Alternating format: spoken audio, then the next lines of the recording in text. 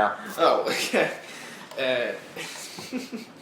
All right, we're back again, and this time we're doing a pretty big podcast. This time, as our favorite movies of the 2000s, and since it's 2013, We got 13 we movies. picked 13 movies instead of the usual 10.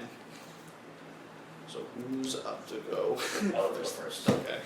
So when I chose my 13 movies, I tried to think about, not just different genres, but I think just different cultures, I guess.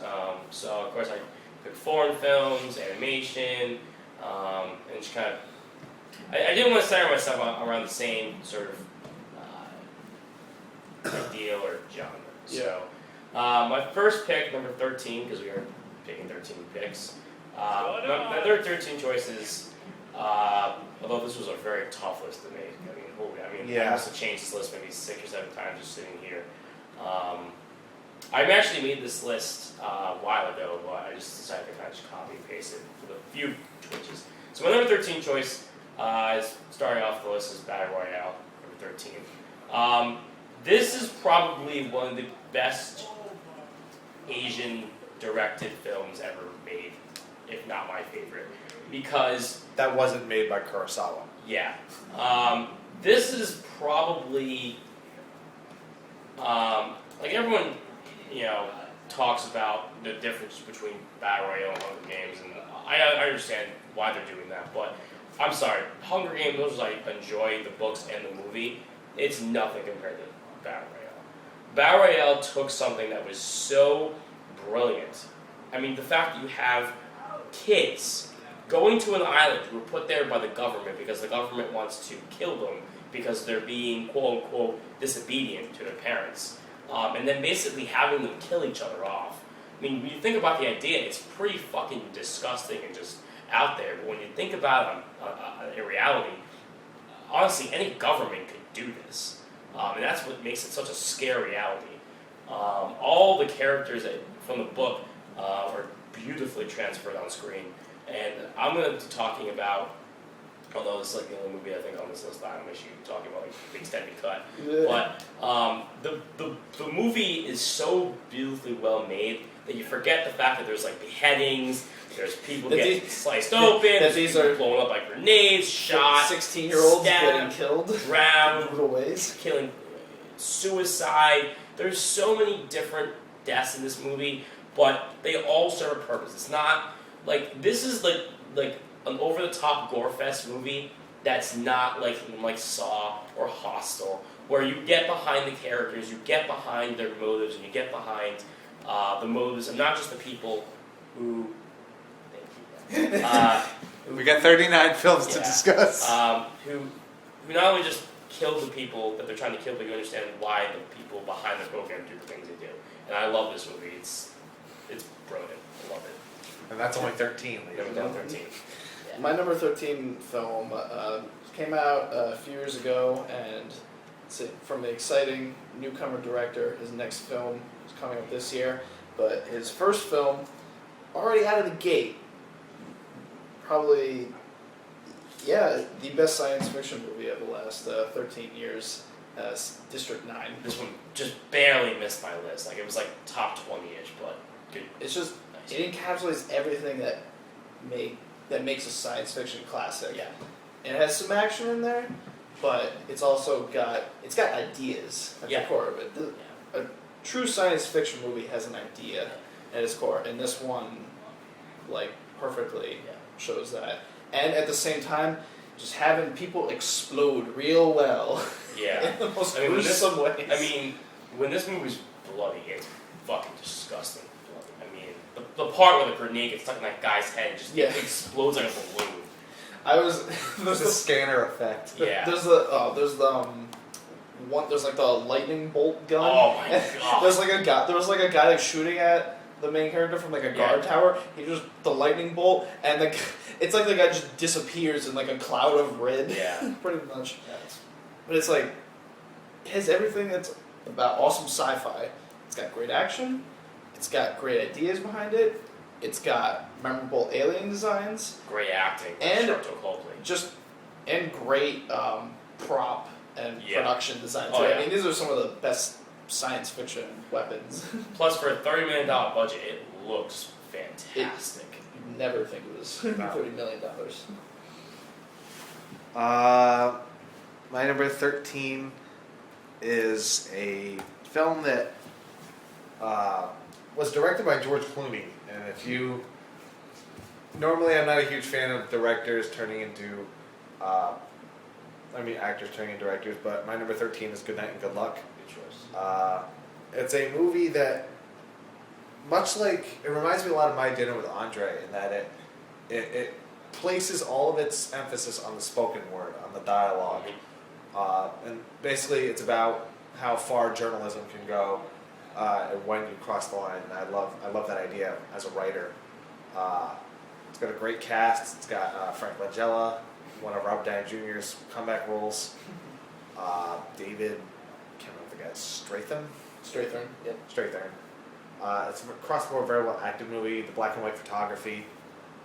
It's really well done. And this is a movie that really, because David Strathern, he's been in movies, for 2 decades, but this was like his he finally gets like a breakout, main role to finally be the main guy in front of the camera instead of just being the side guy. Yeah. I mean, most people just know him as that guy from Born Ultimatum. Yeah. Alright, so my number 12 pick came out 2 years ago. I think when I first saw this movie, I called it a masterpiece, and I'm still going to call it a masterpiece. It's Drive, number 12. This is by far one of the best shot, edited, scored, paced, acted. Soundtrack. The soundtrack's phenomenal. Everything about this movie is just, it's so vibrant and bright, but when you think about the story overall, it's dark, it's depressing, and it's just really fucked up. Well, it's a thin story, but it's done so well. I mean, really, on paper, it's a thin story, and the book it's based on, it ain't nothing special. No, it's not. But that's the thing. They took a story that was thin on paper and didn't seem like much, and just took all of the elements of what film and cinema is and pumped that up to the 11th level. And plus, what I appreciate so much is that Refn, who I think was robbed for Best Director nomination.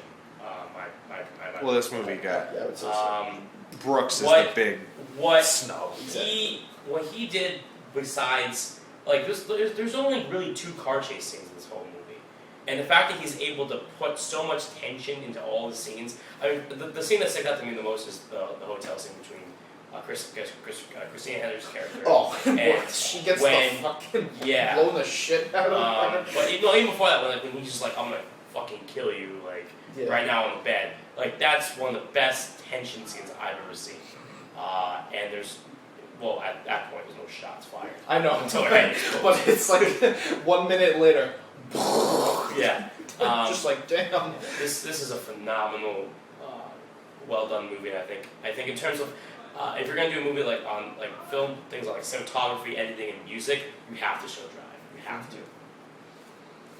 And my number 12 movie on my list was a comeback for one of the best actors of the 80s, and he had a bit of a falling out after the 80s, but he came back in roaring style with probably his best role ever in his whole career, maybe. And it's the wrestler, Mickey Rourke. I would say so. Easily. It's just, I mean, he was a great actor, certainly, but I just said he was one of the best actors of the 80s, but I always thought he gave very good, great performances, but I was always waiting for that one performance where it was okay, yes, him, and this was that, and he should have won Best Actor. Yeah. As much as I like Milk, it's a travesty. He should have won that year. And for the record, I thought this was the best movie of that year, of 2008. Didn't even get nominated. That was my number 2. That was also a big travesty. Yeah. And it's probably Darren Aronofsky. Actually, I would say it's Darren Aronofsky's most stripped back movie. I think it's his most. Because usually his movies have some kind of visual or directing or editing. I think this is the one where everything works. Yeah. and he's not. This is the one that showed me he could finally direct. He's not, cutting away with 20 million chops. Yeah. He's telling a coherent story and a very human story.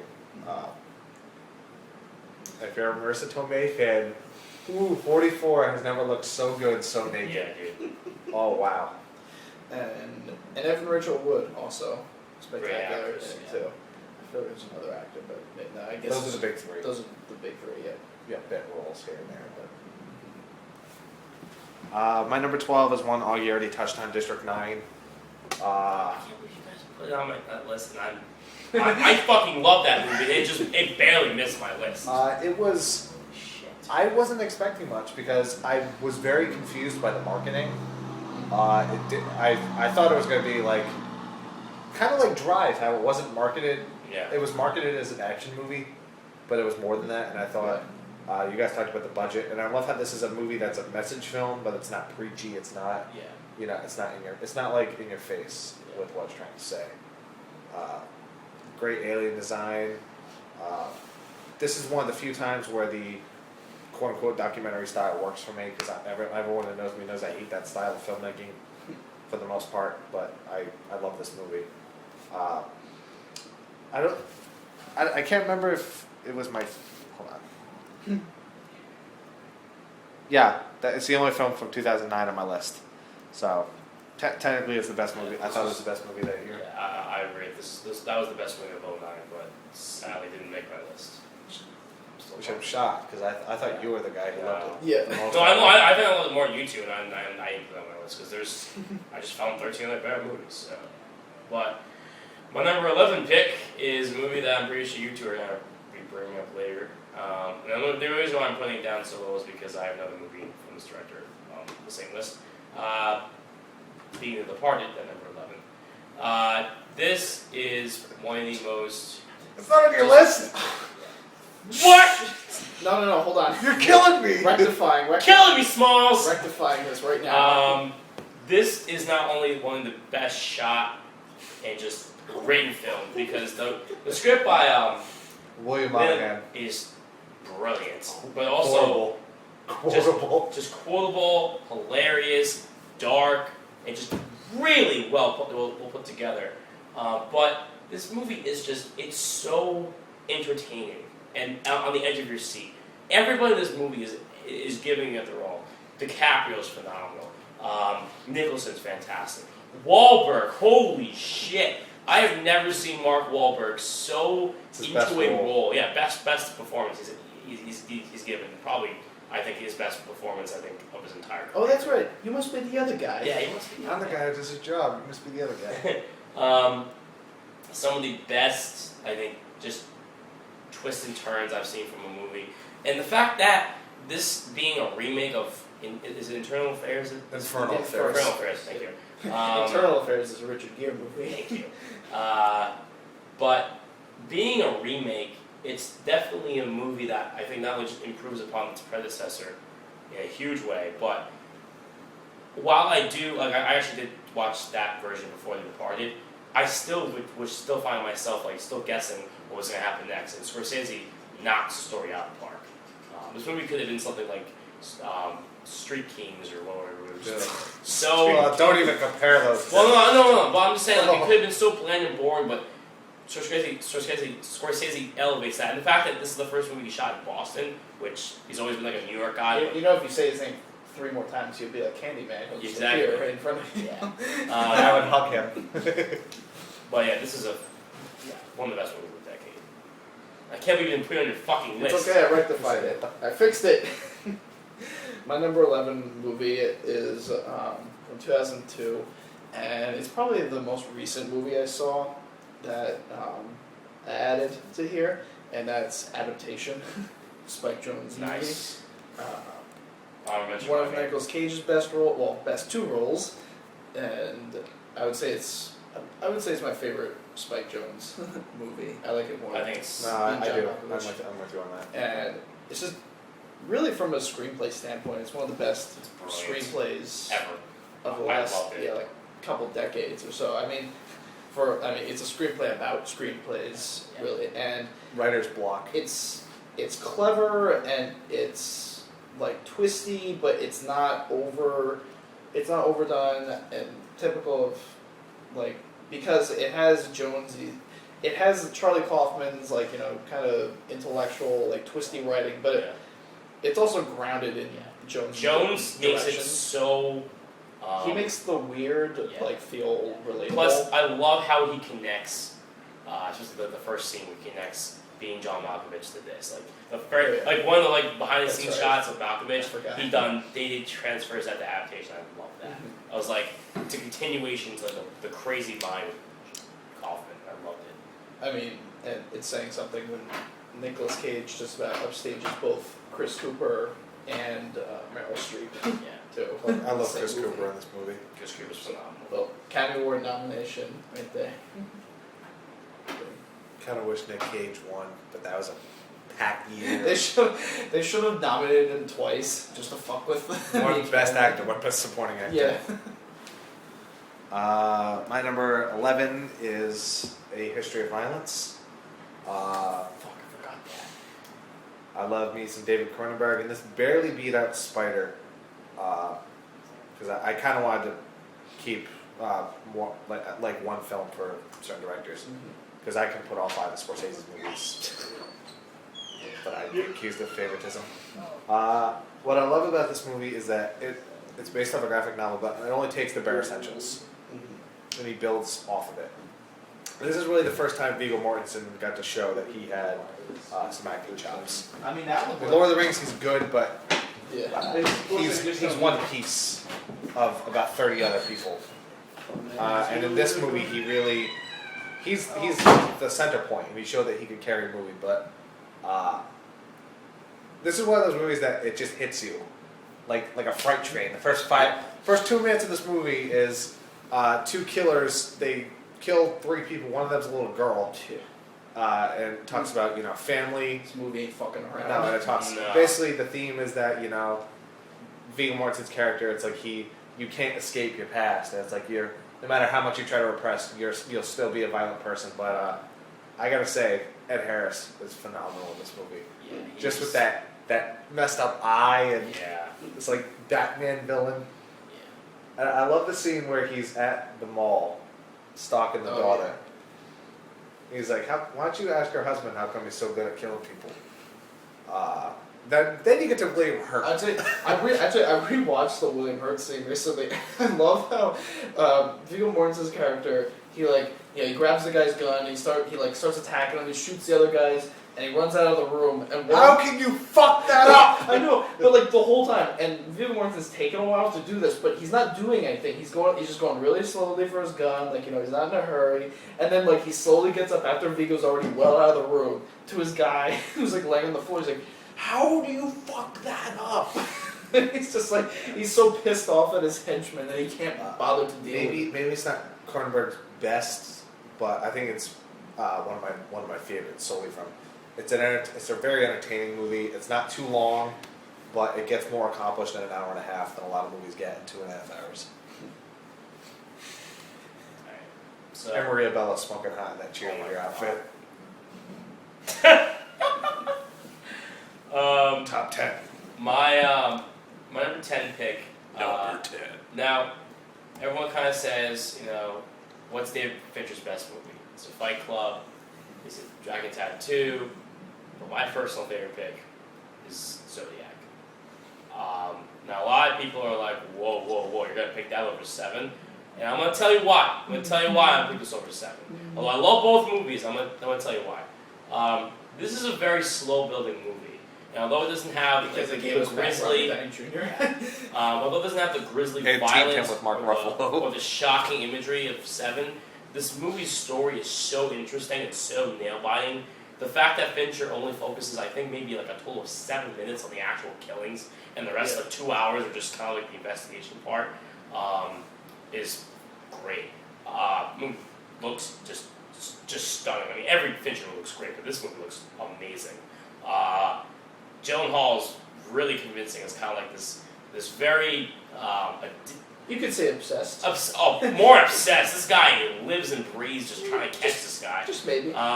You want to talk about, I think, you want to talk about like a comeback role for Downey Jr. I think Downey Jr. in this movie was phenomenal whenever he's on screen. Like, you just picked every single part when he was in. But the star of this movie, in my opinion, was the script, which I'm going to give, although I don't necessarily love this writer, but I think James Mangold deserves a lot of credit for the script, because this movie takes place over a course of, I believe, 3 decades. It takes place, I think, starting in 1965 and ends in 1992. And the movie's paced so well that when everything comes together, you remember the killings are placed at the beginning of the movie, but by the end of it, you're still haunted by everything that has been going on. It's so well made, and I must say, this has one of the best scenes I've ever seen, where Gyllenhaal is in a basement, and he's trying to figure out the guy he's with is the killer, and he hears footsteps upstairs. The camera just is right there, and it slowly pans down to Gyllenhaal, I think. and he goes, "Are you sure there's no one else in the house?" And when I watched it the first time, I almost shit my pants. I was just like, I think that whole sequence rivals the third act of Silence of the Lambs. yeah, it's from a up there. standpoint. It's up there. It's fucking really suspenseful. That for me, that's Fincher's masterpiece. I love that. I love. Don't look at me. I love 7, but I just. I think I like this more than 7 actually. Just barely. Yeah. I think it kicks the shit out of Fight Club. Yeah. I agree. My number 10. damn it, I almost said 7. My number 10 movie is also one of the funniest movies I've ever seen in my life. I was hurting. Like, it was only halfway through the movie, it was already hurting in my stomach. I didn't want to laugh anymore, but damn it kept making me laugh. And that's Borat. It's Oh God! just so much. It just keeps going. It doesn't stop. Just when you think he would never do that, he does. Sacha Baron Cohen like sprints over the line and then stomps on that line and then crosses 2 more lines after that. And it's just so much wrongness in this movie that can't be described, but it's like, it's raunchy humor that's not just like gross out, like there's some gross stuff in this film. Oh no, there is a lot of gross out stuff, but there's a certain creativity and like almost wit to it, like that. It just like most of the gross out, like most times we see gross out stuff in movies, it's like, okay, they're just gonna throw in like, you know, someone shitting there or just throwing someone puking there, but here it's like when you see like some gratuitous male nudity, why not just have them wrestle with each other and then maybe 69 each other and then run through a hotel in an elevator, in a business meeting, in a business meeting in front of everybody. It's that kind of stuff that like, and it's the blend of the genuine reactions from all the other people and the scripted stuff that works so well, because obviously there are parts where they're scripted, but it doesn't feel scripted. It feels like it was. It feels genuine. Exactly, and it's just I can't. I wish I could get that wrestling scene in my head. It sticks with you. Quick, she's laying a Jew egg. Kill it before it becomes a Jew baby. It's just. It's so. I was like 20 minutes in, and I was like crying. This is my sister. She number 4 prostitute in all of Kazakhstan. She very nice. I love where he's like shitting in Times Square and destroys that antique shop. My favorite line is in the driver's ed thing, and the guy's like, "But you see, in America, women have the right to make their own decisions." What? To choose who they have sex with. Well, yeah, it's much better here. That's not good for me. My number 10 movie is Crash, and Wait, just see the look. I'm kidding. I'm like, wait, the Cronenberg crash was the 90s. I'm kidding. My number 10 is. I wish you could take a picture of your face. My number 10 is a movie that kind of is a crash because it's The Wrestler. And Burn. Well, Mickey Rourke's character pretty much does crash and burn. A lot of the stuff Augie touched on, I'll just throw in. I love it pretty much is shot like a documentary. Like it just follows him around and The wrestling scenes are very well choreographed. I mean, there's that whole hardcore match with the staple gun. Oh, and the barbed wire, and it's so. It really captures the wrestlers who are so past their prime, but they don't realize it yet, and then eventually your body says, "Hey, you're gonna die if you don't." And it probably one of the best endings to a movie because Yep. Oh yeah. I wasn't expecting it to end like that. Yeah. Best movie of 2008. Alright. Even My though number- I love Slumdog. Number 9 for me, coming from his first major motion picture, is Memento, number 9.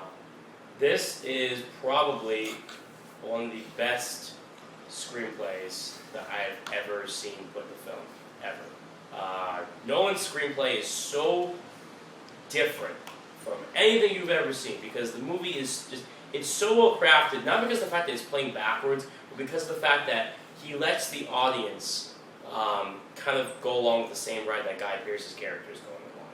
You know, you get the same second guesses. You know, I think one of the best scenes in the whole movie is the scene where he's like, "Oh, I'm chasing this guy," and then he's like, "Oh shit, no, he's chasing me." He's chasing me. And then Yeah. you know, it's That just was great. it's so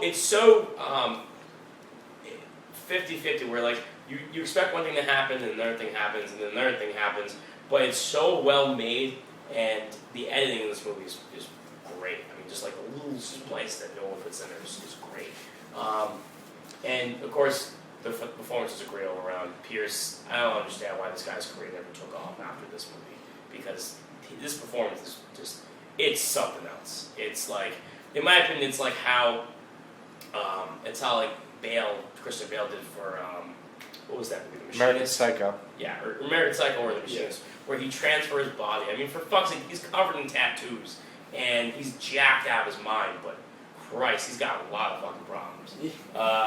And everything in this movie isn't wasted. Every shot in this movie has a purpose, and that's something that I love about movies, is that there's not one single shot that's out of place. And even the backwards storytelling, which a lot of people said was just a gimmick, it's not. That's bullshit. It puts you. It ties in with the character, and it's how like the character sees like everything. Exactly. I mean, that's kind of how the character is in a way. He's backwards. He's trying to figure everything out, but And it's one of those twist endings that like it hits you, but it's not just a shock. It's not like it doesn't come. It's not like you're going, "Oh, that makes no sense." Or Well, and also it's a twist that also makes the main character even more of a like psychologically complex and messed up. fascinating protagonist. So yeah, my number 9 movie is it's the capper to biggest trilogy of the past like 30 years pretty much, and that's Lord of the Wrong trilogy. I'm sorry. Not quite. I'm trying. Damn, I was trying to think of a voice I could do for it, but Make it anyway. really hard to hold in your pee. It's Lord of the Rings: The Return of the King. It's just every. It's just I'm with you, Augie. I don't know. This movie takes forever to end. It's just everything I love about Lord of the Rings, and then just adds on the fact that climax for 2 hours. Yeah. and credits for an hour. You know what though? I didn't want it to end. Yeah, it's- Neither did Peter Jackson. That's why there's 5 separate endings. yeah. But And I love all of them. I think it's easily the worst of the 3. Easily. see, my favorite's still Fellowship, but Yeah. it's I honestly It doesn't end. I could put Return of Fellowship on this. It's like okay. We're gonna have them get their ass kicked just so the dead guys can come in and just end the battle, which makes them look really. Well, yeah, of course, because Yeah, but- you gotta have zombies and everything. But this now. movie, it doesn't stop. It's you need to give your audience a breather every once in a while, and But at the same It time, does. It gives us a whole half-hour breather. but at the same time, Matt, I would rather have a movie be overlong in the way it does it, rather than just be completely rushed, like Batman, where it's completely rushed. Like As much as like everyone kind of complains that Return of the King, yes, it is overlong. I totally understand that. But for fuck's sake, when you have people not complain that much about how Batman goes from fucking in the pit to back fucking Gotham. People complain about that. No, I'm saying that could have been a 20-minute sequence, but they don't fucking shoot that. But the thing is, we need to see where all these people end up, because for fuck's sake, we've been building this entire fucking story. We've spent 9 hours with exactly. We spent so long. The fact that if we were to cut the thing short, it would be a travesty not only to the fans of the movies, but the fans of Tolkien. And I'm sorry if any. Oh, you fanboys. I have never read the last 2 books. I've only read the first book, so don't call me a fanboy. I'm not a huge Lord of the Rings fan, for the record, everybody. I think Two Towers is the best one, and if this movie didn't take so long to end, it would have been my favorite movie of that year. Alright, before you tear down more of my choices, just go onto your list. My number 9 is the Facebook movie. And my favorite David Fincher movie of the 2000s, which is The Social Network. If you would have told me that a movie about Facebook would have been this good, I would have laughed in your face and said, yeah, good luck. But you got David Fincher, you got the great Aaron Sorkin writing your screenplay. And you got quite the random assortment of actors. You look at, I was like, wait, Justin Timberlake's going to play Sean Parker? And he's awesome! Yeah. What I love about this movie is that it's... That girl from Nightmare on Elm Street? Oh, God. I don't know how he got the performances out of her that he did. I don't know what he did to her. But what I love about this movie is the screen. This is one of the tightest screenplays I've ever of the 2000s. It's smart, it's intelligent, it's thought-provoking. Really very across-the-board acted movie. You want to know how this is a David Fincher movie? Green. Lots of green. Yep.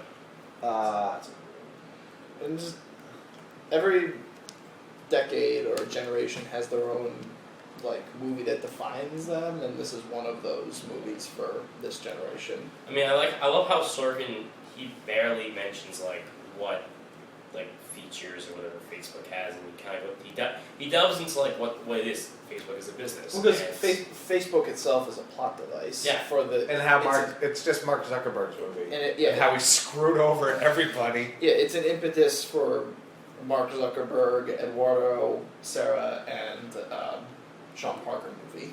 The Winklevoss twins. And the Winklevi. And I couldn't believe that was one guy. Well, that was some great CGI. Yeah. 1.5 guys. Yeah. Right. So, Augie mentions his. Would you call it your funniest movie of the decade?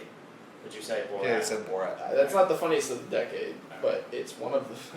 Well, funniest live action. Yeah. No. Wow. You have another comedy? Damn. That's yeah. I only have one. Well, I know what your number 1 is, but are you not including that? I do have a comedy higher. That's not your number 1. No. Okay. I was making sure because I have my number 1. Because I can't think of something that helps. This movie is not only brilliant and not only just absolutely hilarious, but is probably the best spin-off I've ever seen. And it's 2004 Shaun of the Dead. This movie is just. It's so. Is that what it was? I'm sorry, Augie. I'm sorry. This movie is literally. It's like you took every just absolutely brilliant mind that was in Simon Pegg, Nick Frost, and Edgar Wright's head, and you take the love that they had for zombie movies, and you just put it all into a blending pot, and you get Shaun of the Dead. This movie is just. It's so clever. It's so funny. And the fact that this movie throws a fucking 180 toward the end of the movie where it's like, there's pretty fucking dark and depressing in this movie, but it works. Wright is such a talented director in the fact that he can turn every little bit into just these funny little moments. You get the running gag with, you got Red On, you got the tie-ins to Dawn of the Dead. For fuck's sake, they use the same music and the same lines from the Dead trilogy, like We're Coming to Get You, Barbara. They use the soundtrack from Dawn of the Dead in parts of the movie. And I love the fact that this movie is just... Philip! Safety first, Sean. Yeah, it's... you want to talk about a cool little movie? This for me, this is my cool movie. because almost every line of this movie I can just take out of context and just start laughing my ass off about. The Batman soundtrack. Throw it. It's in the set, but the set's locked. It's not hip hop. It's electro. Prick. Get scared of what's beyond that fence. What's in a shortcut before? I mean, this movie is absolutely downright hilarious. Honestly, I could have picked this or Hot Fuzz, and honestly, I probably would have picked either one, but I'm picking Shaun of the Dead just because of the fact that this movie took zombies, like the zombie genre, and just did it justice without making it insulting or, you know, like what the Wayne's fucking people would have done if they got their hands on this shit. Oh my Like god. Zombie House. Oh, don't get them ideas! Well, pretty much, it would have been a parody of a 50-year-old movie, pretty much.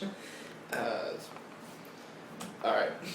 Now, people will say, why would you put this fantasy movie about that one?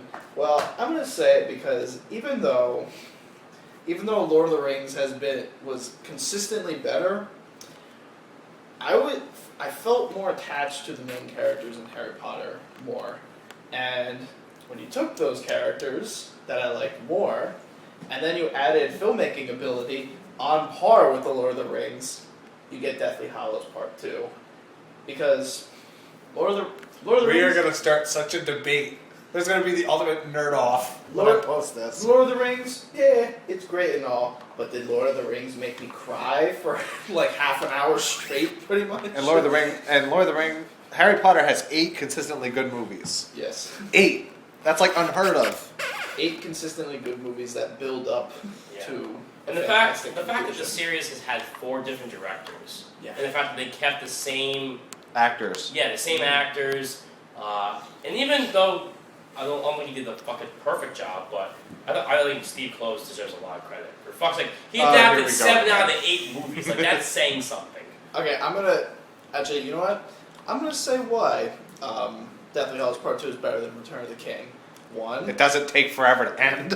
Okay, actually, you know what? That's actually I'm one of them. gonna keep quiet. When it gets to the end, it's the right point to end, and then it even makes that epilogue, which wasn't so good in the book, like it makes it like perfect ending with the John Williams music. I Okay. agree with that. 110%. Yeah. Harry Potter himself, I think, is a more identifiable and sympathetic protagonist than Frodo is.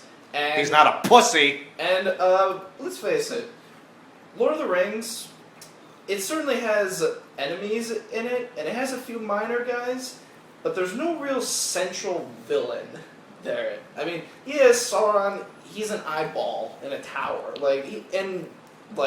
Christopher Lee, he's in like 1.5 of the movies, pretty much. But you ain't got Voldemort in it. Like, when you have like a singular protagonist and a singular villain like that, it makes the conflict that much more engaging. And there's more there's characters that people hate more than Voldemort. Yeah. And they're both women. That too. Yeah. And yeah. Interesting. Mm-hmm. Interesting. My number 8 is also Harry Potter and Lord of the Rings. They both have very uplifting endings. This film is anything but uplifting, and that's Mystic River. This is one of the most downbeat movies I have ever seen. It's relentlessly grim, but it's a pure actor showcase movie. You got 3 leads that are of the caliber of these 3 guys. You got Sean Penn, you got Tim Robbins, and Kevin Bacon, who the world needs more of. It's like real bacon. But I think this is probably Clint Eastwood's best movie that he's directed that he doesn't star in. I agree. Hell, I think this is his best movie out of all his since Unforgiven. It's probably number 2 for me. What I love about this movie is the acting. I mean, there's so much powerful acting in this movie, and it's just such a... When someone asks you, where can I watch a good movie that just has fantastic acting in it? this is the movie. Because you got them, you got Lawrence Fishburne, Laura Linney, Marcia Gay Harden. It's a very, very well acted movie. I mean, there's nothing weak about it. Yeah. Granted, people complain about the ending, but I don't care. It's in the book. Get over it. And Sean Penn's probably his best performance. I know everyone likes to go to Milk or Fast Times at Ridgemont High. Yes, it does. Surf's up, dude. this movie's actually good. I'm gonna shut up now. Man, you just need to catch a good buzz. And And I ride know some a lot of people waves. said Tim Robbins. He's very flat in Shawshank. They said he can't act. Ooh, yeah. Watch this movie. shit. Screw you. Watch this movie. There's that scene where he talks about how he killed the guy that was trying to rape the boy. I mean that's just heartbreaking. Man, he gets spoiler alert. Something happens, and I felt so bad for him because Yeah, he got fucked over. Bad. Big time. Yeah. should have won Best Picture. Sorry, Lord of the Rings fans. And come on, Brian Helgeland, you wrote LA Confidential and you wrote this. Why are these the only two scripts you can write that are like good? Pretty much. Because he had Clint Eastwood and he had Curtis Hanson. Curtis Hanson. That's true. Alright, so my number 7 pick. I usually don't like this particular director. I think Jerry Maguire is extremely overrated, and I don't Yeah. love. Overrated means absolute horse shit. Yeah. But I would be totally wrong if I would say Almost Famous is one of my favorite movies of the decade. This movie is the essential reason why I love rock and roll. But being serious, this movie identified with me just how much, like the whole band thing, how. Can someone do us a big favor and kill the bug? It's a really, really big bug. We need help. Do it, Matt! You just take my shoe and throw it at. Okay, we'll go. Yeah, continue. And, Almost Famous is just, you want to talk about a well-acted movie with an ensemble cast. This cast is unbelievable. I'm just going to name the actors in this movie. You got Billy Crudup, Frances McDormand, Kate Hudson, Jason Lee, Joey Deschanel, Anna Paquin, Philip Seymour Hoffman, Jimmy Fallon, Rainn Wilson. The cast of this movie is just phenomenal. And Cameron Crowe, although at some points he can definitely be overbearing, I didn't particularly love this script for We Bought a Zoo, which I thought was extremely wrong. But this movie, I love how you're singling out that. yeah. But you're not saying like his actual good movies to like say anything. No, but like I feel like Cameron Crowe sometimes can be a little too overbearing with the emotions, but here he gets everything right, especially the fact that he focuses on The scene when they're all on the bus and Yeah. Tiny Dancer well, plays. well, not just that, but my favorite scene of the That's whole excellent. movie is the scene where Kate Hudson, it was Billy Crudup's character calls Kate Hudson's character, and they want to go back together, and then Kate Hudson's character gives his character the address to her supposed location, Yeah. and really he gives the location to the kid's house. She said it too. Where the kid, who I think the kid actor in this movie was great. It sucks the fact that he didn't go anywhere after. Patrick this, Fugit? but, yeah. Well, he did We the kind vampires. of like he did sympathize with his character, like how he does the, things. he did the vampire's assistant. This has not only one of the best soundtracks in any movie ever, but the screenplay is so well written. Everything's concisive and for God's sakes, Frances McDormand in this movie is fucking awesome. She plays the Tessa mother so well. Like the fact that you would think that the fact that the movie has her character call her son I think over 7 times in the movie and they have individual conversations. You would think that'd be overbearing or distracting, but her character adds so much more in the movie. And the movie really doesn't have an essential little character, although the movie is about the kid. But it kind of goes off in its own little world, and I really love that. And the fact that the movie Almost Famous, it definitely ties in the movie because these people never really went anywhere. Have you seen the untitled cut? I have seen the untitled cut. That's something. Wait, you don't like it? I'm gonna say this. I like it's kind of what I get with most extended cuts. There's scenes I do like and there's scenes I don't like. I definitely think If I remember correctly, because I didn't see the cut a while ago. I remember there's a lot more scenes with Philip Seymour Hoffman's character, if I remember correctly. Yeah. Which I think, honestly, the only complaint I really have about the film is that there's not a lot of him in the movie, but besides that, this is a perfect movie. This is my personal opinion. But It's also kind of a relic because it's the only movie you'll see where Kate Hudson's actually good. she's in it. great. I still think it's the only Cameron Crowe movie I like. You don't like say anything. No. Heartless bastards. I like saying anything, but this is his best movie by far. Okay. And where were we at? We're at number 7. Okay, That's yeah. correct. My number 7 movie is it's a bit similar to The Wrestler and has some similar overlays to it. In fact, it's even by the same director too. God. And it was. In fact, I just watched it again this past Monday, and it was still fantastic. I couldn't believe how well. I loved it when I watched it again, and that movie is Black Swan. I take back what I said about District 9. This was the best movie of that year. Different year. No, it was 2009. No, it wasn't 2010. Oh, it was 2010? Yeah. Oh, okay. And I mean, it's pretty much you take everything that was great about The Wrestler. You have an excellent central performance, this time by Natalie Portman, and you have Aronofsky's kind of grittier, more grounded camera work. But then you just layer some God. you just layer some Shit. freaky shit on top of it, and This is some Cronenberg stuff. this is a straight up horror movie right here. There's very few prestige horror movies you could say. The first one I think of Silence of the Lambs, but this is one that you go into thinking, okay, it's gonna be a dark drama, but by the halfway point you realize, no, there's some disturbing imagery and just flat out terrifying things going on. If the part where God.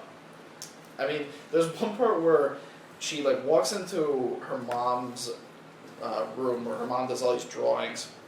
She looks around and it's just the room with the drawings, and as the camera's turning panning out as she's turning around to leave the room, in the corner of the frame, one of the pictures smiles, and it's ugh.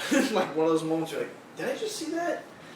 And now you said the ending to The Wrestler was perfect.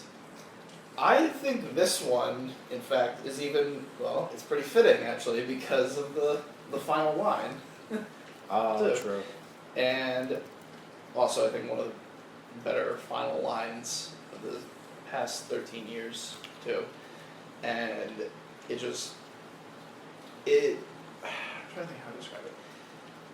I mean, it's kind of like what Alex was saying about Drive. It's a movie that, it takes the thing a narrative backbone, but then it really heightens everything that is about cinema. I mean, there's all the visual tricks, but then you have, of course, the famous Swan Lake music that just pulls you in, and it's just watching the dance choreography. Vincent everything Cassell. play out. Vincent Cassell. Even Mila Kunis also. Yeah. Speaking of Mila Kunis and Natalie Portman. Damn. And of course, guys will get plenty of enjoyment watching their scenes together. I can't take this movie seriously anymore after listening to the Spill review with the Sam Jackson bit. Step 1, 2. Step 1, God damn it! That ain't no playing, bitch! It's excellent. I have my number 7 is my first and only animated film on this list. I consider this the best animated movie of the 2000s. It's also my favorite Pixar film, and that film is Up. Damn it. Well, I could change it. No. Once again, this was in that middle period where Pixar, the trailers really didn't appeal to me, but the movie's wowed me. Yeah, me neither. Because I thought this was going to be an overly kiddie film, and because I saw the kid, I was like, oh, it's going to be like Showground from Temple Doom, where I'm going to want him to get killed or fall or something. But then the first 10 minutes, I know everybody talks about the first 10 minutes, but it really is, it's that good. but there's more to it. It's about basically coming to the end of your life and thinking that you've accomplished nothing, and that's a very tough sell for kids. But it's not dumbed down, and they incorporate so many memorable characters because you got the Carl, you got Russell, Doug. I'm sorry, those dogs might be Pixar's the highlight of their supporting cast. Like what the aliens are for Toy Story, the dogs are for this movie. Where can you be? So they laugh the bird will be ours again. Alpha? Their voice sounds different. You will shout much more squirrel. I think this is my favorite. Also, their visual film. I mean, I love the way this movie looks, the colors, the backgrounds, the animation. It's all. They gave a bird more personality with no dialogue than a lot of like Sam Worthington did in his whole live action career. We should make a drinking game of every jab you make at Sam Worthington's acting in every podcast. So yeah,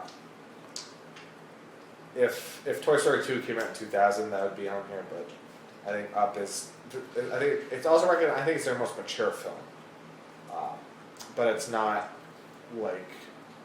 It's not immature in the sense that you have all these characters that are geared more towards kids, but they're not adults. I got when Alpha started talking with that messed up collar, I lost it. My second favorite animated film of the year, Chicken Run, was just shy of making my list, as was Persepolis. So, my number 6 pick is gonna get some eyebrow raises. This was a movie that when it recently came out, and even now, it's gotten a lot of praise and a lot of hate. And every time I hear the hate, I understand. Every time I hear the praise, I understand.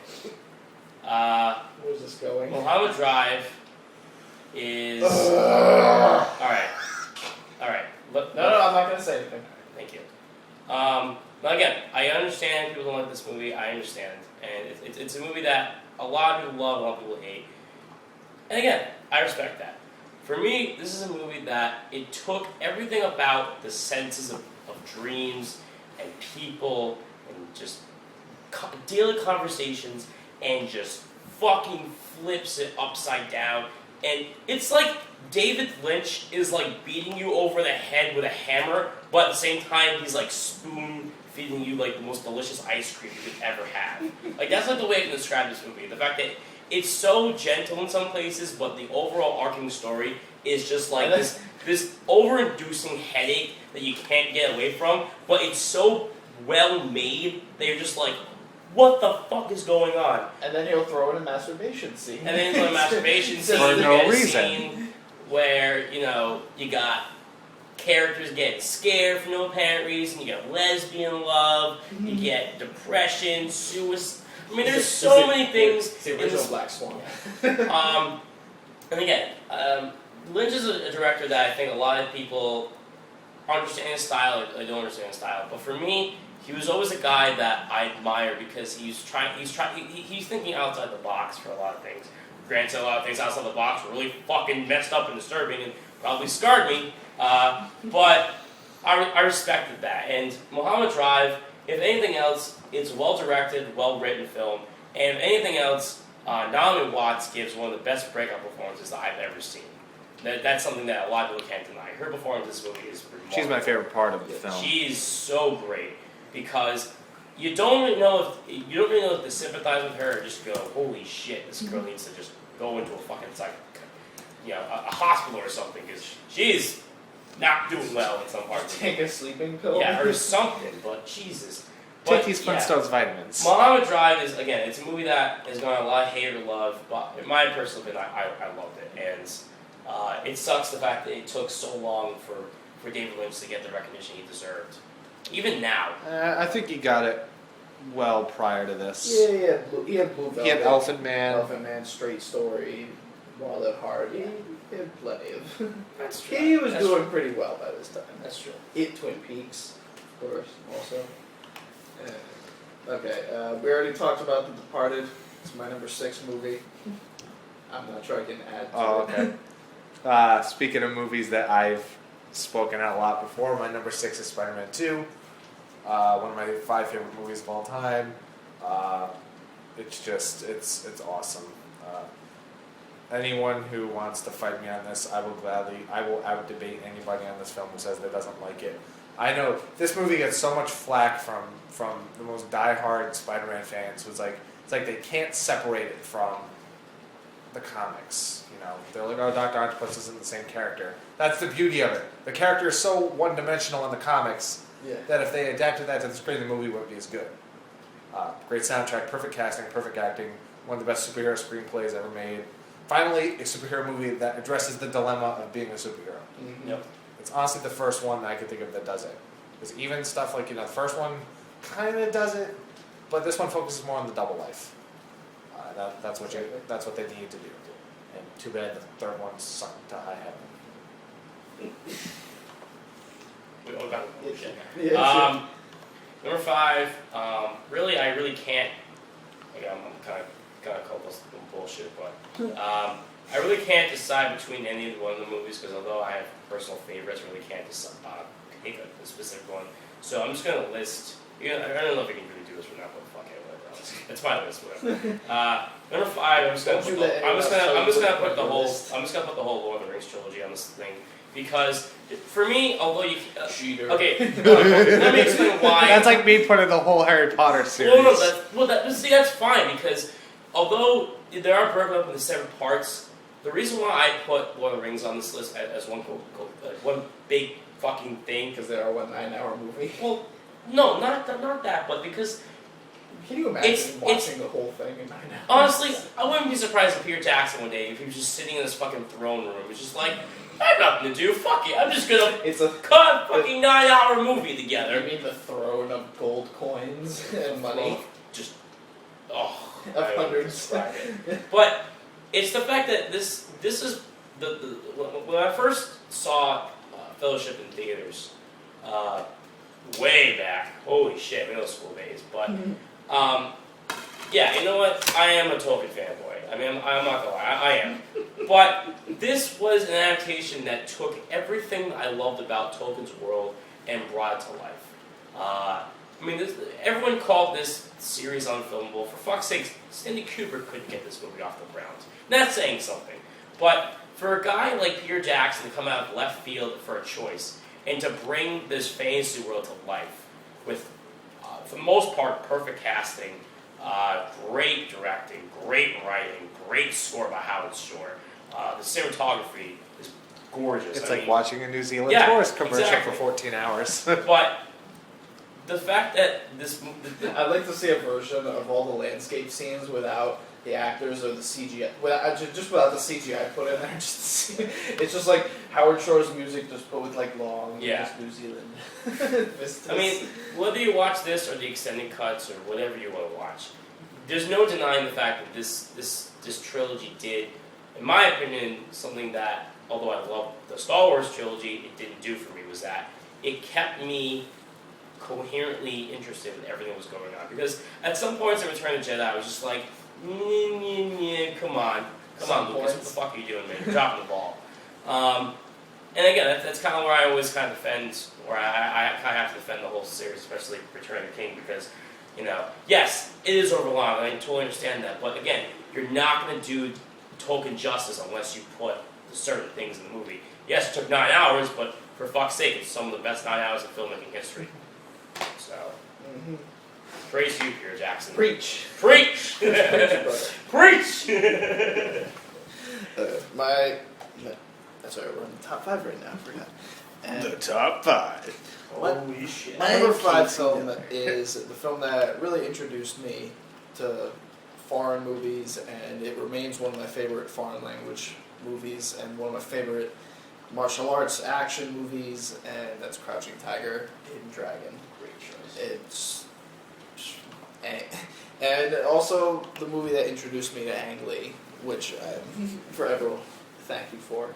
It works on an emotional level, it works on a story level, and just on a pure action level. I mean, it's like when people think of martial arts, they're like, oh yeah, Jackie Chan, Bruce Lee, or Jet Li, but this movie has some of the best martial arts choreography ever put on film. And I mean, hell, you got Chow Yun-fat and Michelle Yeoh doing all this stuff, and Michelle Yeoh already is experienced in most of this. So it's just everything comes together beautifully and in a way that's thrilling and touching at the same time. My number 5 is The Departed. I'm going to go on record by saying this is the most entertaining movie of the Why don't 2000s. you just do the whole thing in a Boston accent?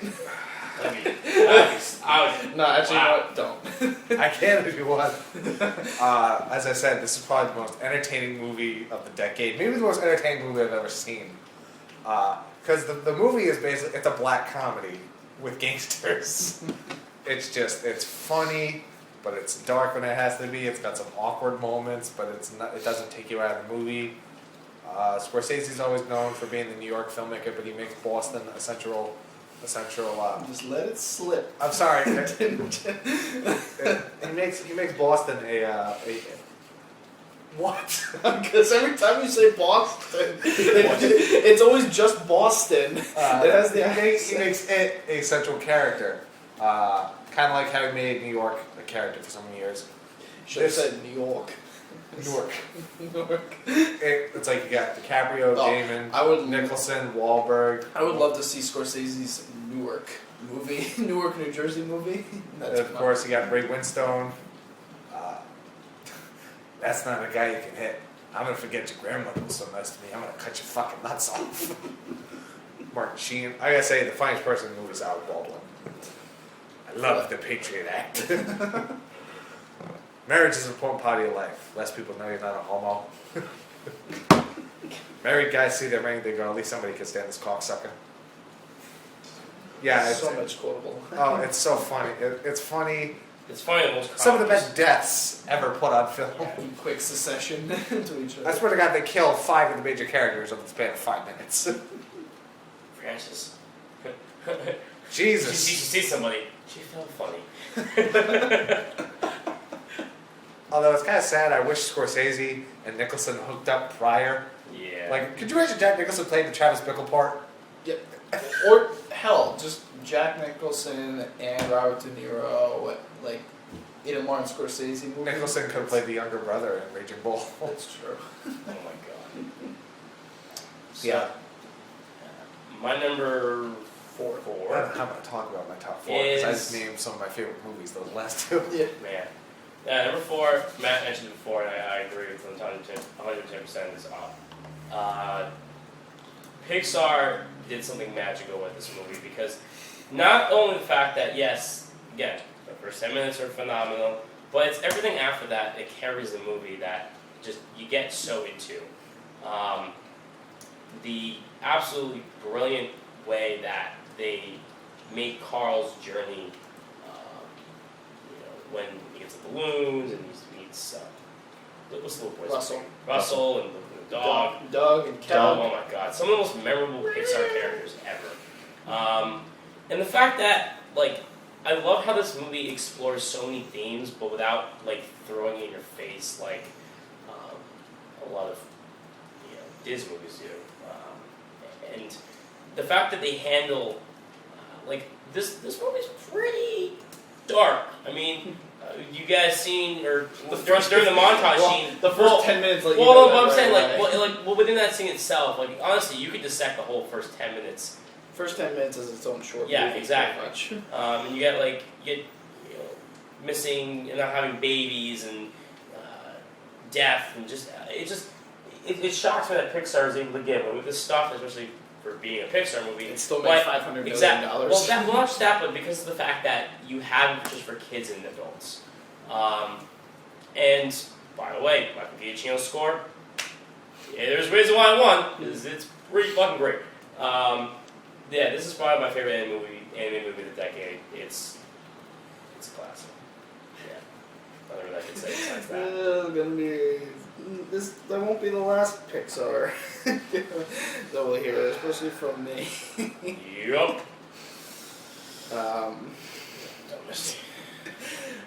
I feel like I don't want to go over this one again because I talked about it. I feel like, did we do a Pixar show? Yes, we did. Okay, we did a Pixar show. I feel like I've talked about it. We did an animated show. We did an animated show. We did a trilogy show. Okay, my number 4 is Toy Story 3. Move on. I didn't cry at the end. Everyone stop. I did. I do too. Yeah, because you're, Like a little bitch. in the words of Lawrence Tierney, because you're a faggot, all right? Alright, focus. Oh, is it my turn? Yes, it is. My number 4 is Slumdog Millionaire is a movie that's very similar, but this movie came out first. Oh, And I think it's probably the best independent movie of the 2000s. That's City of God. I wanted it to be Slumdog just so I could see.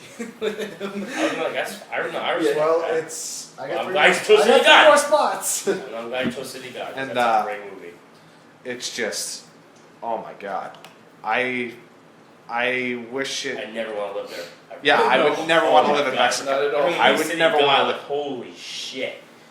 It's visually, it's some of the best cinematography I've ever seen in a movie. Yeah. I'm gonna leave it at that because this is a movie that I think people need to go in with knowing as little as possible. I agree. You'll be shocked. Alright.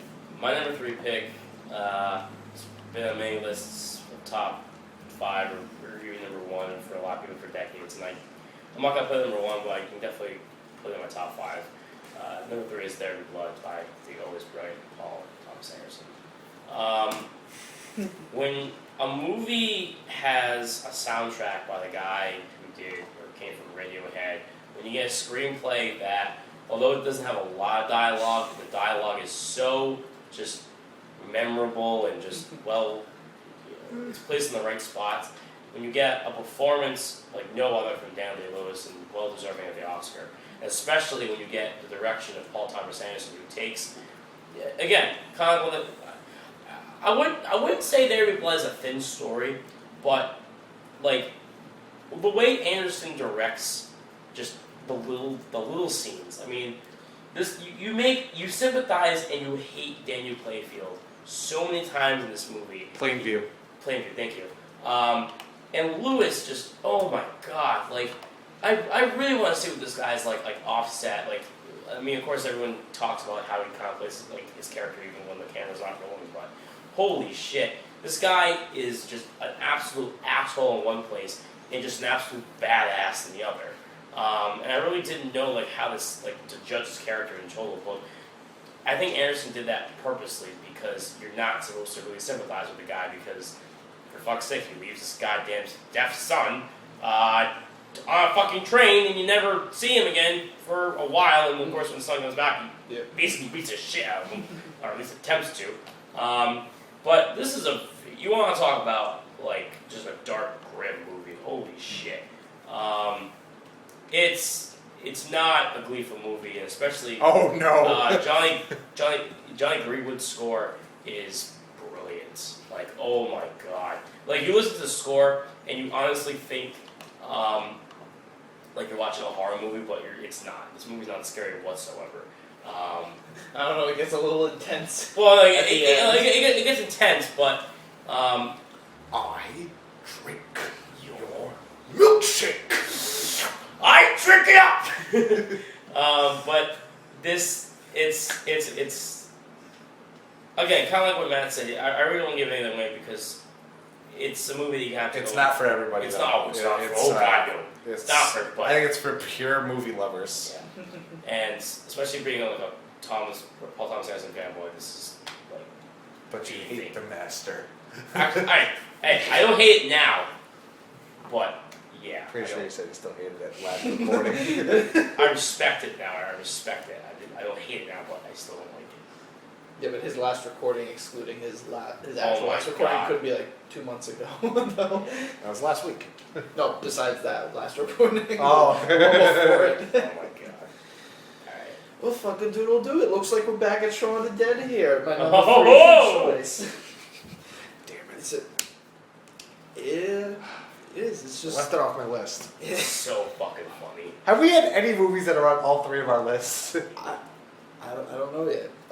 But We've gotten to 2 of 3 because we both have the wrestler, we both have District 9. That's true. Actually, we all have the. Oh no, you didn't say the Departed movie. We have Lord of the Rings. I did say the Departed. Oh, that's right. So all 3 of us have that. There we go. It's It's just I fucking love Shaun of the Dead. so funny. I blind bought it. Like I had no idea what the hell it was. I just wanted to buy a zombie movie because there wasn't any like good zombie movies. I thought it was a horror recently. movie. Yeah. Yeah. And I bought it. I was like, I don't know these actors. I don't know this director. Like, you know what is this? It can't be 28 Days Later. It's not 28. Well, first of all, it's not 28 Days not Later. 28 Days. It is But something else. it's quite something special. It's just It's funny because when I saw Shaun of the Dead, I actually saw it like in East It's a loving Providence. homage. Yeah, I saw it in the East Providence. You can see movies for like $2 like after they come out, like months and months after. I saw it there with my dad, and I don't think me and my dad cracked that more in the movie together. Like I was honestly, I looked at him every 2 seconds and he was just dying laughing. He's more of a zombie guy than I am, and holy shit, he was You're a vampire guy. crying. The moment it finished, I went back to the beginning and watched it a second time. I gotta say, I prefer was Hot that Fuzz good. a little bit more because that's more my kind of humor. Yeah. But I think because I'm not a huge zombie guy, but I love those old cop movies, and that's why I like Hot Fuzz more. Well, those are It was like, well, who died and made you fucking king of the zombies?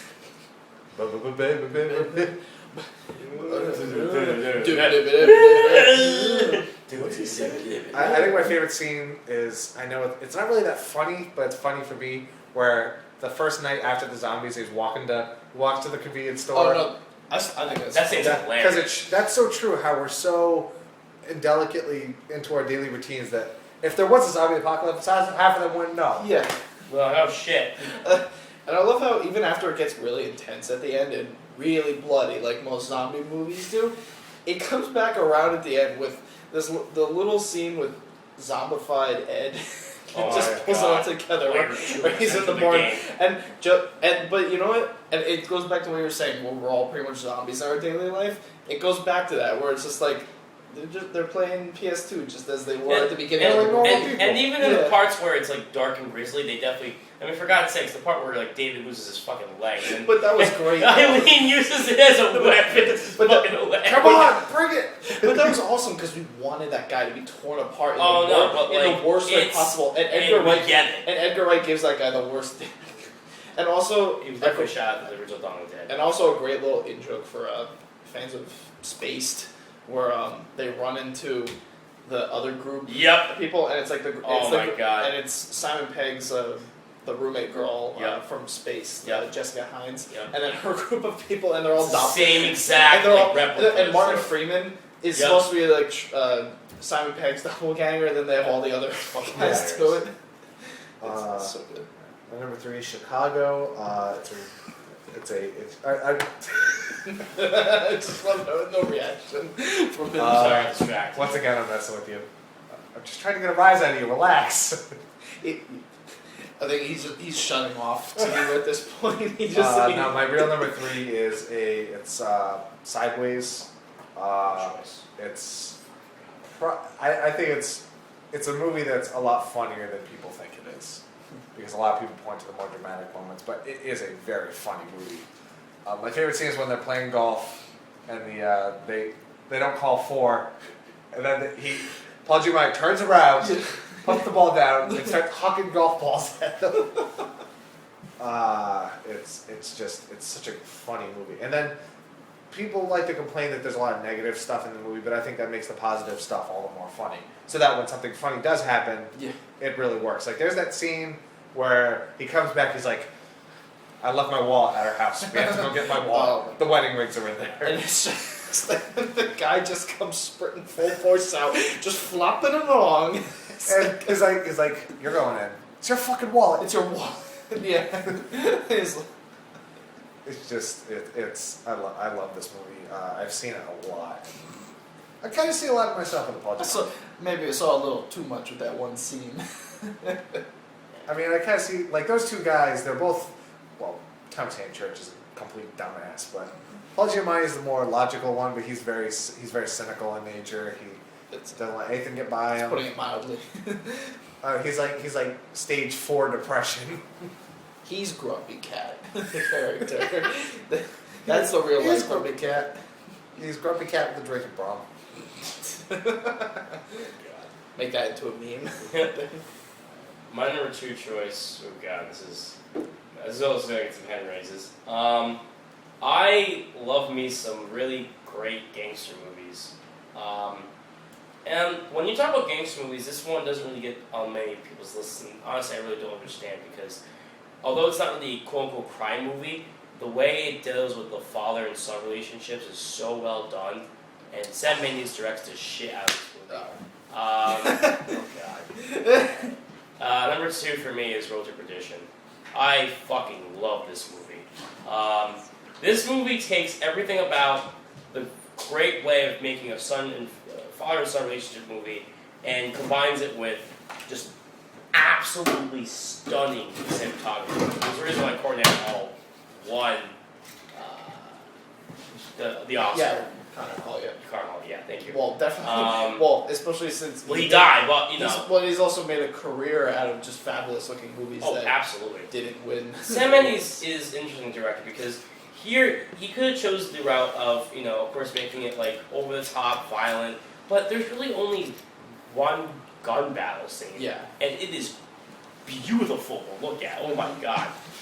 Tom Hanks, Paul Newman, Jude Law is fucking awesome. Can we take a moment to talk about how just absolutely terrifying Jude Law is? Oh my god. No, when you first see him on screen, you're like, oh, he's just gonna, he's playing the Joe Pesci part from Goodfellas. But holy shit, like he's pretty fucking out there. Yeah. The movie Daniel Craig. Yeah, it's kind of like Mulholland Drive. Like I feel there's a lot of people either like respect it or don't respect it. But for me, the movie is so well shot and written and directed and acted that I fell in love with where Mendes was putting me. I really like it. It's just I can't say I like it more than Departed. And it showed close. And it showed that Tom Hanks, America's nicest leading man, can play kind of a bastard. Oh, he can. This might be one of my favorite performances of his. And although this is my number 2, I feel like everything, all his 2000s work, surpasses a lot. Like, yes. I think Castaway is better than Philadelphia, or Forrest. That movie. Dad's movie. That's number 2 choice. Okay, I haven't like gone back and revised most of this list, so like I'm sure there might be some changes, but right now my number 2 movie it's a movie that everyone knows about, almost everyone loves, it's on almost everyone's favorites list. It's almost always number 1. It's almost always number 1, but right here it's only number 2, and that's Dark Knight. This movie just showed you that's full of good people. Ready to believe it, good. It's just, first of all, Batman, one of the best superheroes ever. Get the Joker. He's the best. The best supervillain ever. Shh. And then it's just, then you got one of the other best supervillains ever, and it's just everything that makes a great Batman movie great. And yeah, I love Exposition, it. exposition. Los Pollos Hermanos. He's the hero we deserved, but not the hero we needed right now. He's a silent guardian, a watchful Shut protector, up. a dark knight. Speaking of Christian Bale, my number 2 is... Terminator Salvation. I would have kicked your fucking head! No, it's American Psycho. It's my number 2. Best performance of the 2000s. Second best performance of the 2000s. He convinced me he was crazy. Oh yeah. Did I ever tell you I was utterly insane?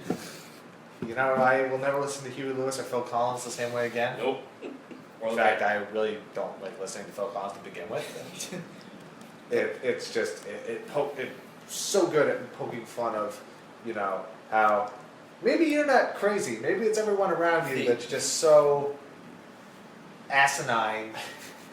One of my favorite scenes of movie satire ever is the business card scene. Oh yeah, Where where he's like, check out my font. But then there's like an inner narration moment where like it's like between like his narration and like his facial expressions, it's like he's having like an orgasm just over the typeface, the was it like the feel of the texture of the card. It's like I mean, I think Patrick Bateman's one of the best characters of the 2000s.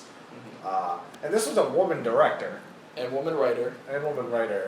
You got For a book that is considered to be heavily misogynist. I mean, granted, there was no way they could adapt that book. Well, see, that's what they took away the more gratuitous things from the book and honed in on the things that made it stand out more, and also heightened the satire aspect. It's just, you got Willem Dafoe, who's really good, although even though his character doesn't have much of a resolution. Yeah, that's true.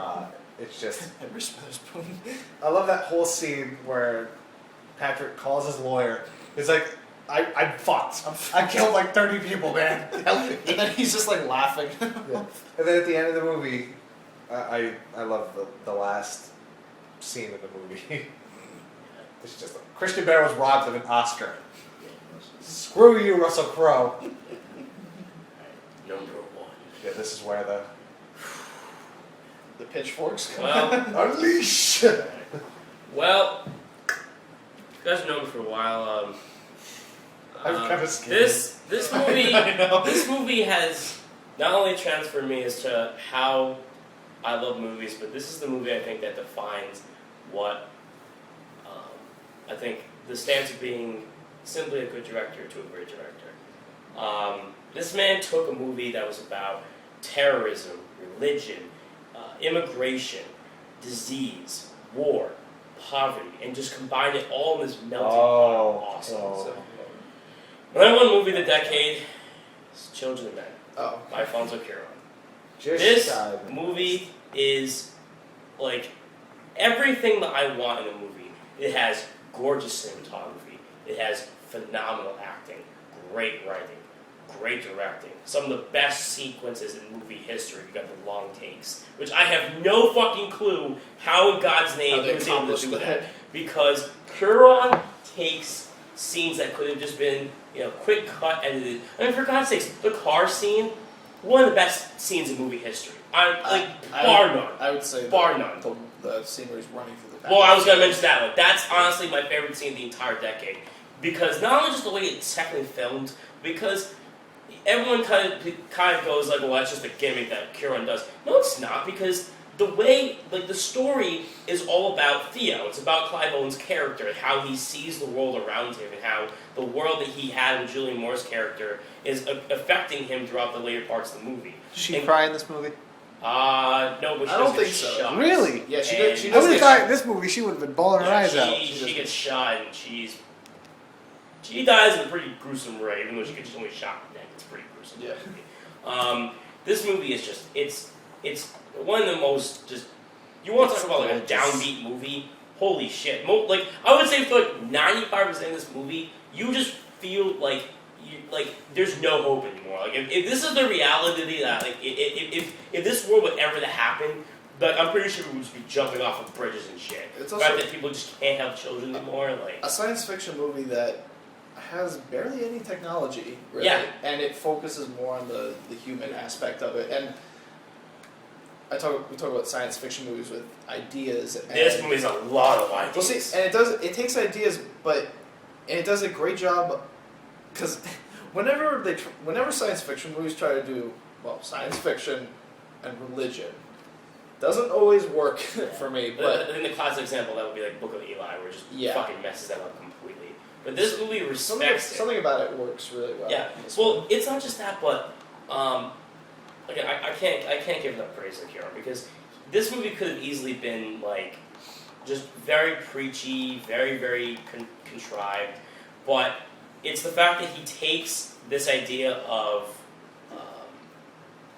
this just really fucked up reality that people are living in, and he relates it so much to conflicts that we have today, where we have people fighting over resources, Like in this movie, people were fighting over land and land availability, which it's kind of weird for me because you would think in this future we fight over like natural resources. We're just fighting over the fact that we can have a place to live. That's pretty fucking scary in my opinion. And of course, the whole topic of immigration is also something great. But this is the movie that I think, if you want to talk about a movie that people should be watching in film classes, this is the movie I automatically go. You need to watch Children of Men. Because this movie is going to change your aspect, not only how to write a movie and direct it, but carry out an idea and doesn't make it too preachy or contrived. Well, I think the immigration aspect is the best because They took our germs. Okay. Well, given that this is me, you done? with the story, Mark. With this stuff. And you're such an expert, Mark. And I'm an expert on experts.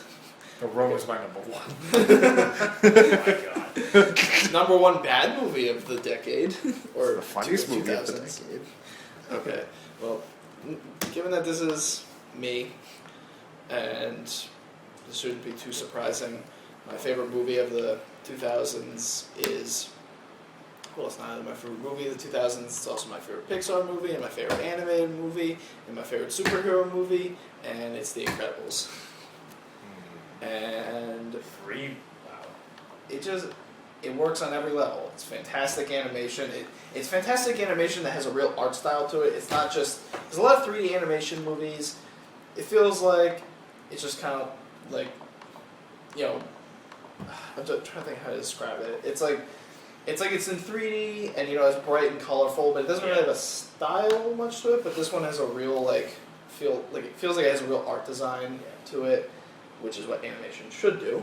And fantastic voice acting, fantastic cast of characters, some of the best action scenes ever, fantastic score, and it works on every single level.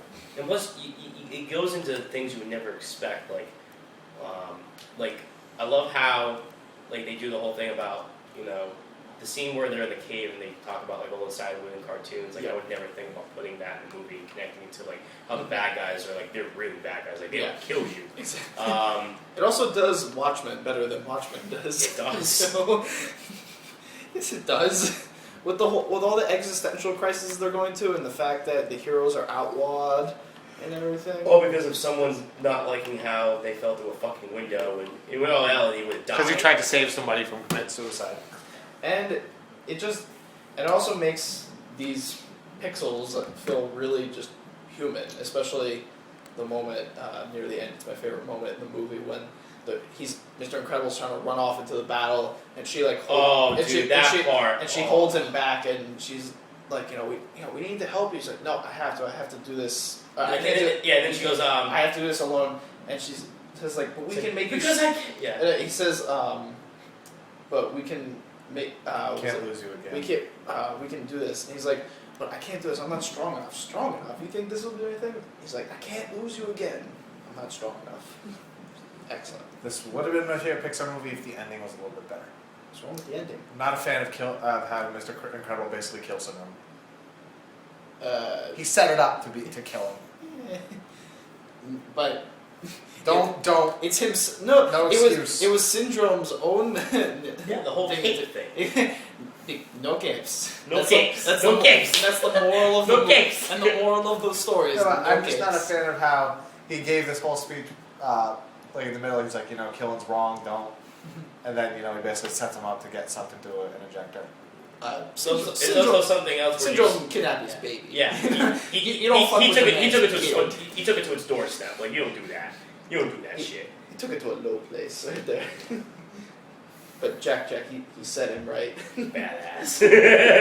And speaking of fucking movies that need sequels, god damn Pixar, just make a fucking sequel already. Actually, I don't actually want a sequel to it, but the fact that they keep making sequels to their other movies just makes me more That mad. are not even established to have sequels. Exactly. Oh, we got a freaking prequel, for God's sake. Shit's crazy. My number one is Yeah, you guys can call me I'm surprised it isn't The Departed, actually. or Spider-Man 2. Or Spider-Man 2. Because I don't feel like I could really justify having Spider-Man 2. I know people, a lot of the artists put this film up at number 1, but There Will Be Blood is, I think that is the movie of the 2000s. I think that's the one. Like I think every decade has that one movie. Like the 70s has The Godfather. Raging Bull defines the 80s. Goodfellas defines the 90s. I think this defines. I was gonna say Pulp Fiction. Goodfellas means Pulp Fiction any day of the week. It's just they could have called this Daniel Day-Lewis the movie, but it's just this pure character study of just this. This isn't a Paul Thomas Anderson movie. This is a Daniel Day-Lewis movie. In the first 15 minutes of this movie have no dialogue at all. It's just pure. You're just watching, and that's what this movie is. You're just watching. You're not saying anything. It draws you in. It's cinema. It's if you're a person that loves watching like critically acclaimed movies, what are you waiting for? Pick this up. Heavily thematic movies. And it's not, for lack of a better term, preachy because Yeah. you have Paul Dano playing a preacher, Mhm. and he's awesome in this movie. And then a little of the old-fashioned ultra-violence. With a bowling alley. I'm finished. So I am the third revelation. So nasty. It's my favorite Paul Thomas Anderson film. It's my favorite film of the 2000s. It's my favorite performance of the 2000s. Best score of the 2000s. It's just awesome. I mean, as I said before, it's not for everybody. And I'm not calling you stupid. It's not something everybody. It's not accessible to It everybody. is an acquired taste. Yeah. It Like took, a lot of Paul Thomas it- Anderson's films. It took me a second try to really appreciate I loved it on the first try. I'm still baffled this didn't win Best Picture. It's those Coen Because at least brothers. this movie had an ending. It's those Coen brothers, man. they pulled the magic. Yeah, because they got fucked over for Fargo. Yeah. I still think Miller's Crossing is their best movie. Easily. Yep. So, Alright. any quick honorable mentions? Do we want to say honorable mentions for bad movies? Besides The Room, No. that were funny. Or I think we should just talk about movies that. I had movies that came just shy of making my top 13. I had Sunshine, Eternal Sunshine of the Spotless Mind, Brokeback Mountain, Make All the Jokes You Want. I'd say those are my big three. I had Pan's Labyrinth, District 9, and probably my biggest one was 20 Days Later. That barely missed my list. Some of the ones I had, actually pretty much my bottom, or my 14 to 20 was There Will Be Blood, Casino Royale, History of Violence, Spider-Man 2, Drive, Persepolis, Up, and The Descent. Wow. And also the Potter films. Yeah. Because I can't pick one. Yes, you can. Well, if you put a gun to my head, I'd pick 5. And I'm not bullshitting you on that. I would seriously pick 5. Back to the bad movie discussion. Okay, besides The Room, because we know The Room. The Room is the greatest bad movie of the 2000s. It's so bad. It's the Citizen Kane of awful. Everything is just. I think. There's a movie called Thanksgiving. I saw that was pretty funny. That was We're great. talking about like bad movies of the decade or just. Just of the 2000s. Birdemic God. is another one that. I'll throw out like one that's really, really bad. Catwoman. What? That's the worst movie. Well, Catwoman. We're talking about ones No, that no. are entertaining. No, what ones that entertain- are. Kangaroo Jack. I'm gonna say. Kangaroo Jack is pretty entertaining because I know you want to say the freaking Cat in the Hat. see my opinion it's cabin fever because pancakes. Yeah, That's Fever's only bad for that one scene. That's why Turners. pancakes is. Just get off of there, Turners. Yeah, I don't know why. For some reason, Eli Roth just thought it would be great to add slow motion to an already awkward scene. Actually, a comedy that like, Longest Yard's a guilty pleasure. A guilty pleasure for me is Kung Pao, Enter the Fist. Oh my god. Because, like, there's so many parts that are terrible, but there's just something It's just fucking hilarious. that makes me laugh, like, every time. Honestly, my favorite part of the whole movie is the parts of the beginning where they do the random zooms. It goes zeh zeh zeh, and they like zoom back into that. For some reason, I always laugh my ass Or off that part. Giant Shark versus Mega Octopus. Oh my God. Roger Corman's return Yep. to the B movies. Geely is just bad. Yeah. I can't think of many others. I'd say. Wait, I saw. I thought there was one. I could have sworn there was one last year that I had that I remember I saw in theaters. Ghost Rider 2. Just because it's so awful. I can't remember what it was. I know there was one last year that I saw, and I was like, "This is going for." Oh, Red Riding Hood. Oh. No, that was just bad. No, that was just bad. No, I laughed my ass off at that. That gave me a good time. See, for me, the funniest movie I saw was. Oh, Punisher Warzone. Oh, There's Best bad movie of I know The Room, but for sheer just popcorn value, Punisher Warzone. Dominic West gives one of the best villain performances in a superhero movie. With the help of Newman. The Happening, also. The what was it? Trying to kill me in my sleep? What? No! The scene Cheese and crackers. The scene where Mark Wahlberg is talking to the plant. I'd say Dragon Wars is pretty funny. For guilty pleasures, Drag Me to Hell, Jurassic Park 3, Dragon Wars. Chronicles of Riddick, D-Day Dragon Wars. The Wicker Man. The Wicker Man, of course.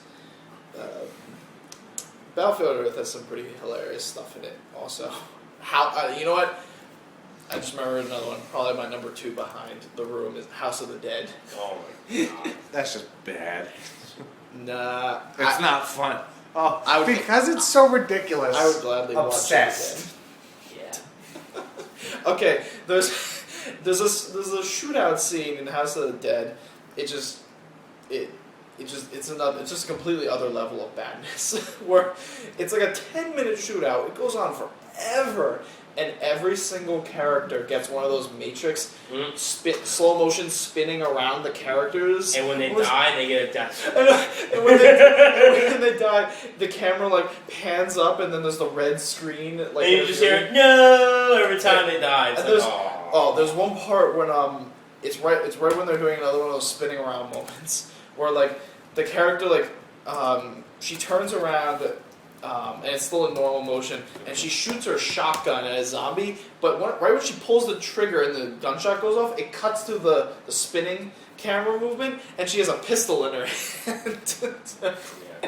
Or especially the stupidest part of the movie is during that scene where she jumps up in the air as the zombie is throwing an axe. Yes. First off, why would you jump in the direction of the axe? The axe. All right, when the shotgun shoots, you see the bullet. All the pellets. The bullets. Somehow it hits the axe goes like kind of off to the side, hits the zombie, the axe goes flying by her head, no big deal. This is also big deal. This is also a movie that gave me Kung Fu Zombies, and also apparently the set designer went to the Ed Wood School of Set Design when it came to the cemetery. Because I swear those headstones kept falling down, and like the titular House of the Dead. It's like a shack in the woods. It looks like an outhouse. Yeah. Pretty much. I was gonna say, So terrible. Bad Lieutenant 2, because it gave me Nicolas Cage back. Snakes on Plane, Oh, it's not good when it's fucking. Chronicles of Riddick, Dungeons and Dragons. Dodgeball. just for Jeremy Irons and Dungeons and Dragons, He's acting his ass off. he is hamming it up Give me the something! to the nth degree. And it's like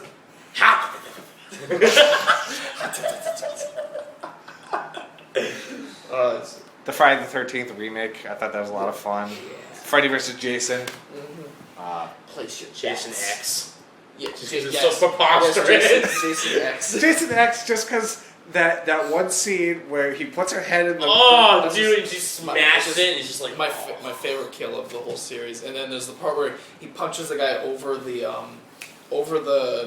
guardrail, and he falls on this giant drill, and he's spinning around down the And of drill. course, does he kill Cronenberg in this movie? Yeah, he does. Yeah, at the very beginning of the movie, Cronenberg is like one of a CIA or FBI guys, and as like Jason's like massacring all the other guys, Cronenberg's running away, and Jason grabs a pole, He just throws it out like a javelin, and it's like right through him.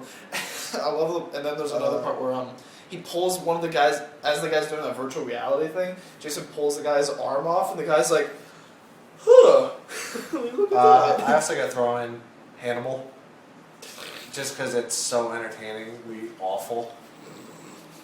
And Ray Liotta looks like he's on drugs. Prozac. Yeah. Oh, I laugh at how much this movie flopped, which was MASH. It made $8 million on a $100 million budget. Speed Racer. Just if you want a good adrenaline rush. It's like watching a friend play a really awesome video game like that won't let you have the controller. And the feeling of doing drugs without actually having to do drugs. Yep. I'd say You're Resident gonna Evil, tunnel the sequence, third holy Resident Evil shit. movie. Resident Evil, fuck it. You seem like you're such an expert on bad movies, Matt. Well, Why don't you with, tell us with some the more? amount of stuff I've had to sit through compared to you two I guys. had to sit through. You put yourself through this. You willingly. I know it's not bad, but just because it's one guy carrying the movie Gran Torino, When it's you just. come across that one guy you shouldn't have fucked with, that's me. What do you spook something? Shut up, pussy.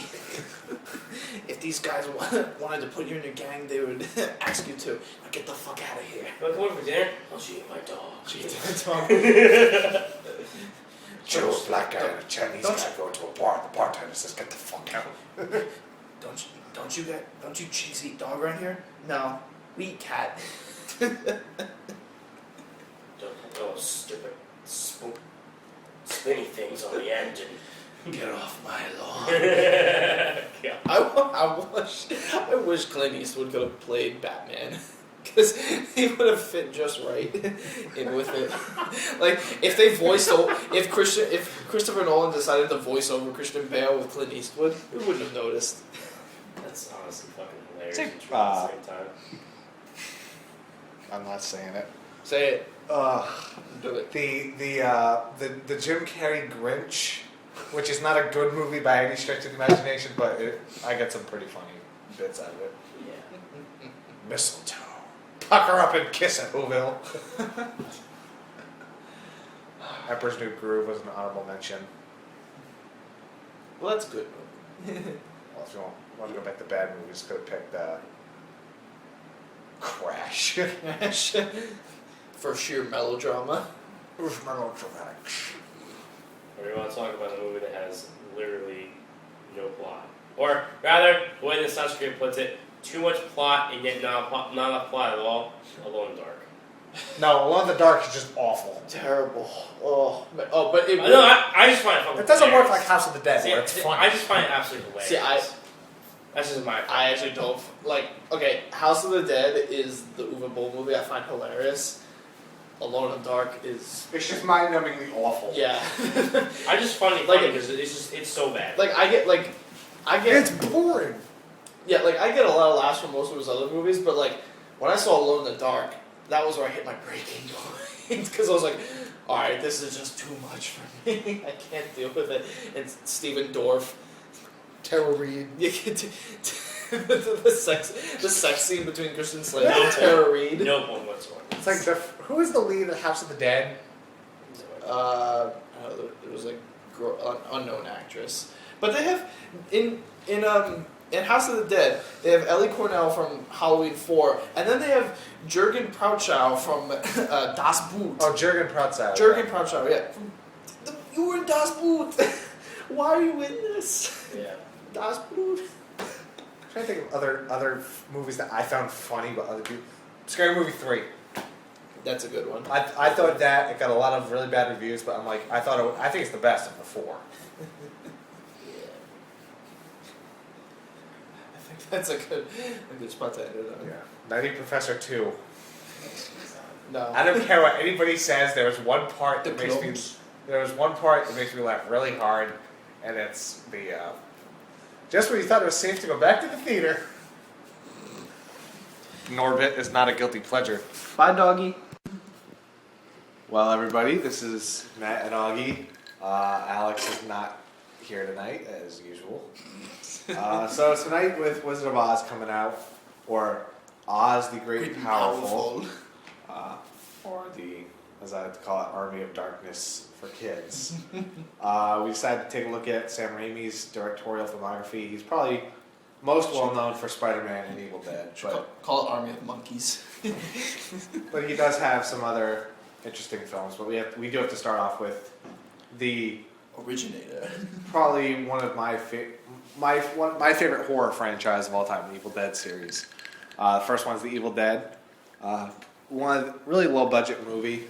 Sam Raimi, he's one of those directors who was able to make the most with what he had. Because during Evil Dead, he had actors come and go. They changed makeup. One scene, one of the demons in the basement's wearing a mask. It's really one of the best B movies out there. It really, like, so many B movies just kind of, like, you know, they're like, okay, we get this monster, we'll have the monster stalk them, but like in this movie, Raimi's like really trying to actually like do new like things, creative things that you've never seen in a horror movie before, and it's way more creative and imaginative and just pulls out insane than most like A-list horror movies. I mean, you look at all the camera angles he uses. I mean, he said that he took the camera and he attached it to a stick attached to a tree, and they would spin that to get some of the shots. He used a lot of tracking shots that from the demon point of view. I think it's a really good movie. It's not my favorite of the series, but I like how it's legitimately scary. Yeah. Granted, that tree rape scene, it can be seen as a bit humorous. especially because you actually see penetration.